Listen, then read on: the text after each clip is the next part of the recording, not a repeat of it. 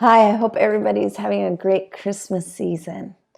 I mentioned before that I was in a choir, and in this choir, we are singing a song, The Hands That First Held Mary's Child. And this song has really got me thinking. And I love this song. I love this song. And it starts out, the hands that first held Mary's child were hard from working wood. In talking about Joseph and talking about how he was the first one to hold the baby, the Savior of the world. And I think about Joseph, and I think about probably the amount of stress, the amount of pressure he felt in raising the Son of God, and how he had to protect him. And they fled to Egypt when he was 2, because they were born by an angel, and he knew he needed to protect this child, and he knew that responsibility was so great, and he took it with amazing courage, and he did what was needed of him.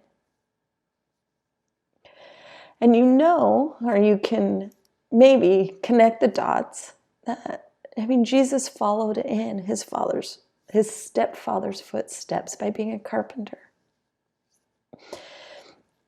And that relationship that they must have had. Now, obviously, stepfathers mean a lot to me in the sense that my children are being raised by a stepfather. Their father passed away, and the important role that Steve has in raising these kids. And Steve does a great job of knowing that he has a sacred responsibility, that not only does he need to answer to God and that he raises them well, but he will need to answer to Rob. And he holds that sacred, and he holds that responsibility great, with pictures around the house of Rob with my kids. They call him Steve, but he has been their father figure for many years. Robbie was 13. Jake was 10 when we got married. Ellie was 9. The twins were just 3. And Steve has done an amazing job. And so when I sing songs about Joseph,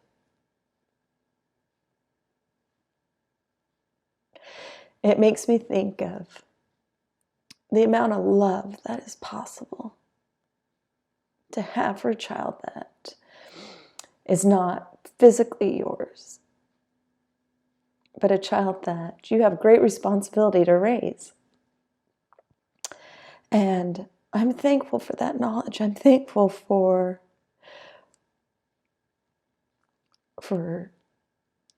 Joseph and his work he did, and how hard that must have been, understanding the magnitude of who his stepson was. And I'm thankful for Steve and for his love. And how dare I say my children, because to him they're our children. And he understands the great responsibility he has in being a good father figure to them. So this year, when you look at the mangers, look at Joseph and imagine what a great man he was. And how we are all blessed because of that.